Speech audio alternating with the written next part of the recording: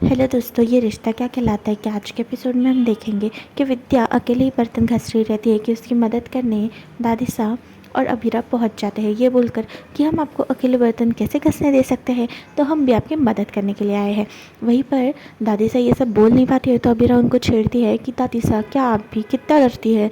तो तभी दादी साहब बोलती कि नहीं नहीं, ऐसी तो कोई बात नहीं है।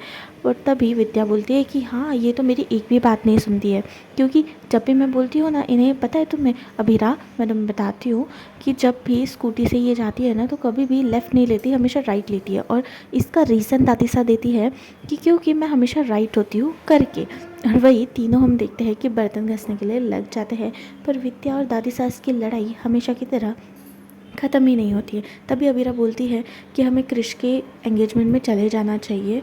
आपको नहीं लगता क्या, जो कुछ भी हो उसे भूल जाते हैं, पर एटलीस्ट क्रिश के लिए, उसके आने वाले फ्यूचर के लिए। पर तभी दादी सास बोलती है कि देखो बेटा, तुम्हें जाना है तो तुम जा सकती हो, बट लड़की हमें बोलने की कोशिश भी मत करना, हमारा डिसीजन वही है। वही वो काजल को मैसेज करती है कि मैंने बहुत ज़्यादा ट्राई किया है इन लोगों को मनाने का, पर दादी सा और विद्या नहीं माने, जिसके वजह से उनका जो डिसीजन है वो वैसा ही रहेगा और वो लोग नहीं आएंगे। यही सुनकर अभी विद्या बहुत ज़्यादा नाराज़ हो जाती है कि तभी क्रिश बोलता है कि उन्होंने हमारा जो प्रपोजल है वो ठुकराया। तो तब विद्या बोलती है कि तुझे याद नहीं क्या कि तूने कैसे बर्ताव किया था वो तीनों जब आए थे पिछले बार, तो भूल गया, और तब भी तो उम्मीद लगा के रखा है कि वो आएंगे करके, तो भूल जा। वही दूसरी तरफ रात हो जाती है और अभीरा को बहुत ज़्यादा पेट की तरफ दुखने लग जाता है और उसे वो याद आ जाता है कि आज उसको जो है वो चोट लगी थी और वो बिल्कुल सो नहीं पा रही रहती है, क्योंकि उसको जो चोट है वो बहुत बड़े पत्थर से लगी थी और उसके पुराने ज़ख्म जो थे वो पूरे वापस से आ चुके रहते हैं, क्योंकि वो कभी भरे ही नहीं रहते। वही अबीरा बहुत ज़्यादा पेट को पकड़ के बैठती है और वो याद करती है कि पुराने ज़ख्म थे अभी फिर से खुल गए हैं, पुराने ज़ख्म पता नहीं आखिर कभी भरेंगे। पर वैसे भी अबीरा, इसमें तेरी ही गलती है, तो तेरे ही कर्मों की फल जो है वो भुगत रही है, क्योंकि अगर तूने वो सब किया नहीं रहता तो आज तेरी भूखी तेरे साथ होती और शायद ये ज़ख्म जो है वो भी भरे होते। पर नहीं, तूने तेरे वजह से खुद को तो तकलीफ़ दी है, पर साथ में अरमान ने भी बहुत कुछ सहा है। क्या भगवान मेरे नसीब में बस यही है? क्या मैं हमेशा बस इसी के लिए बनी हूँ? वो ऐसा बोलती है और फिर अपनी गोली लेकर शांति से सोने के लिए चली जाती है, ये सोचकर कि भगवान, काश मैंने ये सब नहीं किया रहता तो आज भूखी मेरे पास होती और मेरे साथ होती। वही अगली सुबह हो जाती है और सुबह सुबह अरमान अपने ऑफिस के लिए निकलते समय ही अपनी सारी चीज़ें ढूंढने लग जाता है, पर उसे कुछ भी नहीं मिल रही रहती है। ना उसे उसके हैंकरचिप मिल रही रहती है, ना शूज़, ना फ़ोन। वहीं पर गीतांजलि ये सब दूर से देख रही रहती है और वो सोचती है कि कल जो एंगेजमेंट का हुआ उसके बाद हम दोनों में थोड़ी सी दूरियाँ आ गई है, तो क्या मुझे इसकी मदद करनी चाहिए? पर इसे तो कुछ मिल ही नहीं रहा है, पर छोड़ो, मैं कर ही देती हूँ। वहीं पर गीतांजलि स्टेप आगे लेती है और जो जो सामान अरमान को मिल नहीं रहा रहता है वो सारा सामान अरमान को जाकर देती है कि अरमान, लो तुम्हारा सारा सामान मिल गया है। वही अरमान गीतांजलि को बताता है कि देखो ना गीतांजलि, मुझे सुबह से मेरी कोई भी चीज़ें मिल ही नहीं रही है। पता नहीं, एक तो अमारा ने रात में बहुत मूवी देख ली है और वो मूवी को मैं मना भी नहीं कर पाया उसे देखने से, इसकी वजह से हम लेट उठे। तुम्हें भी ऐसा लगता होगा ना कि मैं कितना बुरा पापा हूँ। वो तो अच्छी बात है कि अमारा की जल्दी से तैयारी होकर वो स्कूल चलेगी, वरना उसकी तैयारी भी नहीं होती। वहीं पर गीतांजलि बोलती है कि नहीं, तुम सबसे बेस्ट पापा हो और सुबह सुबह तुम ही अकेले पापा होगी इस दुनिया में जो इतना ओवर थिंक कर रहा है, क्योंकि तुम्हारे जैसा बेस्ट पापा तो कोई हो ही नहीं सकता। वहीं पर गीतांजलि बोलती है कि मुझे एक और चीज़ तुम्हें लौटानी है करके, और वो अपने बैग से साड़ी निकालती है। वही साड़ी जो अमारा ने इसके एंगेजमेंट में दिया था, जो अभीरा ने लाया था। वहीं पर जो गीतांजलि है वो बोलती है कि ये मैं रख नहीं सकती, अमारा ने मेरे लिए लाई थी, पर ये साड़ी बहुत महंगी होगी, देखने से लगती है 5-6 हज़ार की तो होगी ही, तो मुझे लगा तुमने पे कर दिया इसलिए मैं तुम्हें वापस कर रही हूँ। वही अरमान का जवाब सुनकर वो शौक हो जाती है, क्योंकि अरमान कहता है कि नहीं, अमारा ने तो इसके पैसे मुझसे लिए ही नहीं, मैंने इसके कोई पैसे नहीं दिए हैं। वही फिर दोनों ऐसा बोलते हैं, गीतांजलि बोलती है कि ये साड़ी तो बहुत महंगी है, उसने जिस भी दुकान से ली होगी उनका तो बहुत नुकसान होगा इसकी वजह से। फिर अरमान को याद आता है कि हाँ, वो एक लड़की देकर आई थी। वही गीतांजलि चली जाती है तो अरमान उस पर प्राइस टैग ढूंढने लग जाता है, फिर उसे याद आता है कि एक चिट्ठी गिर गई थी, तो वो अपने शर्ट में जब चेक करता है तो उसे वो बिल दिखता है और बिल में साड़ी का पूरा बिल रहता है और वहाँ पर बस 2500 लिखा रहता है, जिसे देखकर अरमान शॉक हो जाता है क्योंकि गीतांजलि ने अभी ही कहा था कि वो साड़ी तो 5-6 हज़ार की है, पर वो सोचता है कि शायद डिस्काउंट होगा और वो छोड़ देता है। वही दूसरी तरफ हम देखते हैं कि अबीरा जो है उसका फ़ोन नहीं मिल रहा रहता है और वो दादी सास को बोलती है कि मेरा फ़ोन आखिर रखा कहाँ है।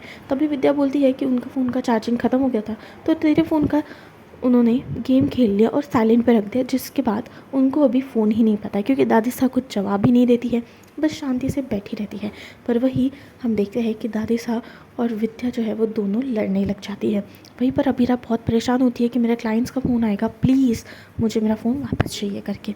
वहीं पर हम देखते हैं कि अरमान उसे बार बार फ़ोन करने की कोशिश करता है पर अबीरा को फ़ोन नहीं मिलता। फिर थोड़ी देर बाद अबीरा को जब फ़ोन मिल जाता है तो वो फ़ोन चेक भी करती है, पर तब तक बहुत लेट हो जाता है क्योंकि कॉल कट जाता है।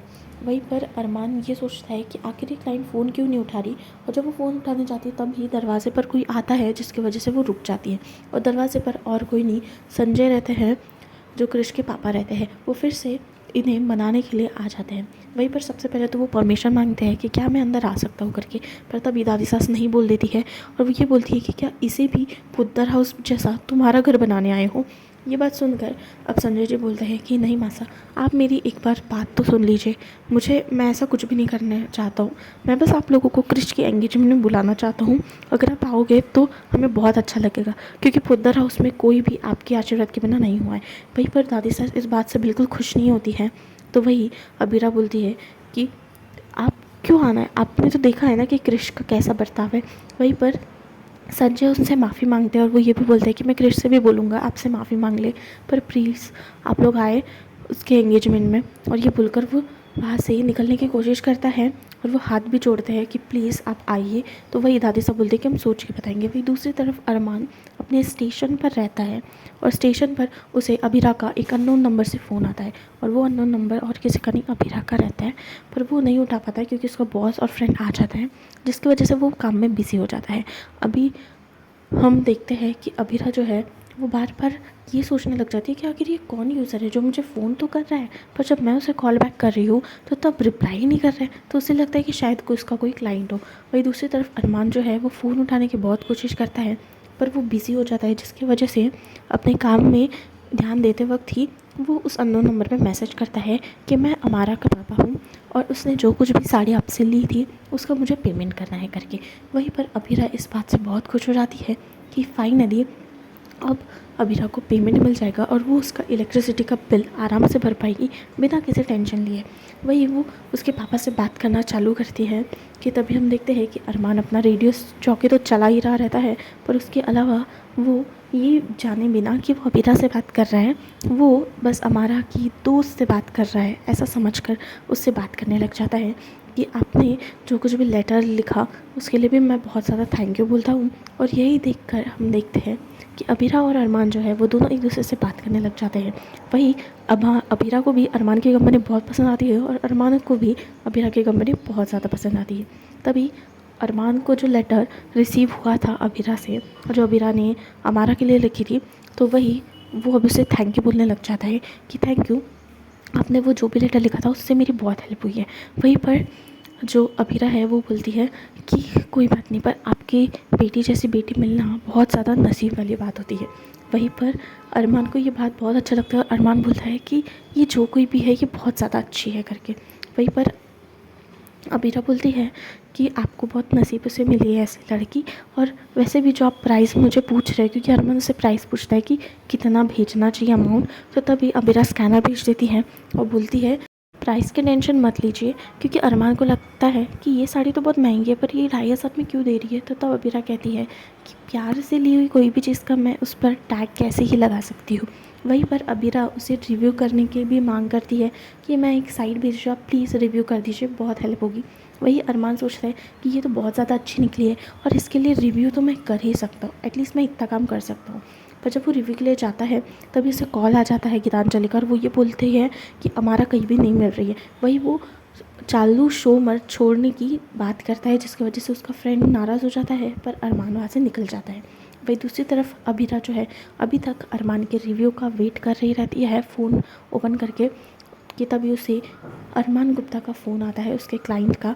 तभी वो फ़ोन उठा लेती है और उससे बोलती है कि सॉरी, पिछली बार जो भी हुआ मैं उसके लिए माफ़ी चाहती हूँ। और वो थैंक यू भी बोलती है कि उन्होंने उसको एक मौका दिया। वहीं पर मिलने की बात होती है और फ़ोन रखने के बाद वो अभी भी जब रिव्यू चेक कर रही रहती है, अरमान का कोई रिव्यू नहीं आता है, तो वो उसे कोसने लग जाती है कि मुझे ना किसी पे भरोसा ही नहीं करना चाहिए। मुझे लगा अच्छे से बात कर रहे हैं तो रिव्यू भी कर देगा, बट नहीं, इनको तो टाइम ही नहीं है। पर फिर वो सोचती कि नहीं, अमारा इतनी प्यारी बच्ची है तो उसके पापा ऐसे कैसे हो सकते हैं। ऐसा भी हो सकता है कि वो किसी काम में बिज़ी हो, शायद इसके वजह से उन्होंने फ़ोन चेक नहीं किया, क्योंकि अभी तक भी रिव्यू नहीं आता है। तो वो बहुत ज़्यादा घबरा जाती है, पर उसके बाद वो बोलती है कि नहीं नहीं, हो सकता है बहुत कोई काम में बिज़ी हो, क्योंकि अमारा के पापा है, कोई काम बहुत ज़्यादा अर्जेंट आ गया होगा जिसके वजह से वो रिव्यू नहीं कर पाए। कोई नहीं, बाद में कर देंगे, इतना तो भरोसा रख ही सकती हूँ।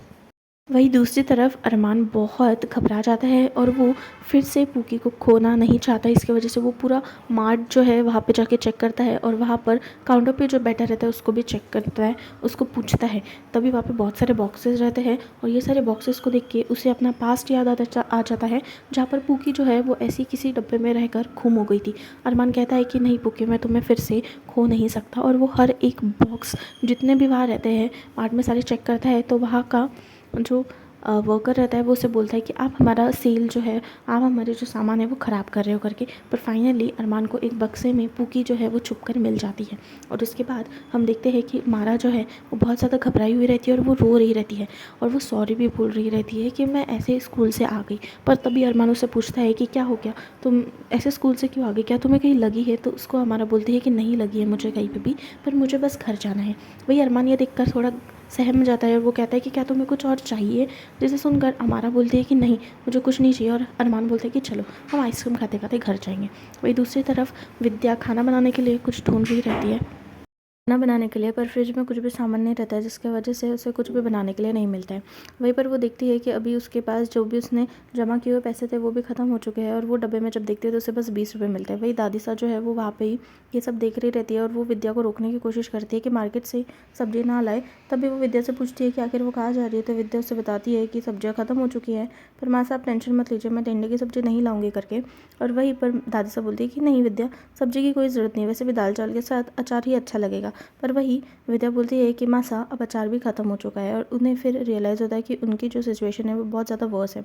वहीं दूसरी तरफ अबीरा जो है वो अरमान से केस के सिलसिले में बात करने जाती है और वो उसे बोलती है कि आपने जितना भी मुझे कुछ बताया है वो सब तो ठीक है, पर क्या आपकी जो वाइफ है वो कुछ भी अड़चन नहीं लाएगी तो हो जाएगा, इसलिए मैं चाहती हूँ कि आप जो भी कुछ बताएंगे मुझे पूरा सच बताइए। वही अरमान बोलता है कि जितना भी मेरे पास था वो मैंने सब सच बता दिया है करके, इसके अलावा कुछ भी सच में और आपसे बता नहीं सकता। और यही उसकी वाइफ भी कोई अड़चन डालने की कोशिश नहीं ही करेगी। वहीं पर अबीरा उसे पूछती है कि मैं जानती हूँ और सॉरी, मैंने कल आपके साथ ऐसी अनप्रोफेशनल बात की करके।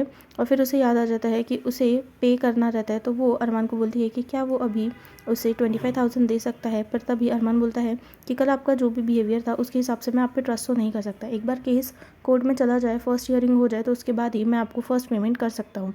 वहीं पर अबीरा अभी थोड़ी टेंशन में आ जाती है कि आखिर अभी उसे फर्स्ट पेमेंट भी नहीं मिली और वो EMI जो है वो इसी से भरने वाली थी, तो अभी उसका क्या होगा करके। वही वो सोच रही रहती है कि तभी वो उसकी जब फाइल ओपन करती है तो उसका एक जो डॉक्यूमेंट है, जो मेन डॉक्यूमेंट रहता है, वो उसे नहीं मिलता है। वही नेक्स्ट प्रोमो में हम देखते हैं कि पुकी के बारे में जैसे ही कुछ इन्फॉर्मेशन मिलती है वैसे ही अबीरा जो है वो दौड़ते पुलिस स्टेशन चली जाती है, और तभी पुलिस वाले जो है वो उसे पुकी का लॉकेट दिखाते हैं और वो बोलते हैं कि ये जो आदमी है उसके पास से मिला है, जिसके बाद अबीरा को थोड़ी सी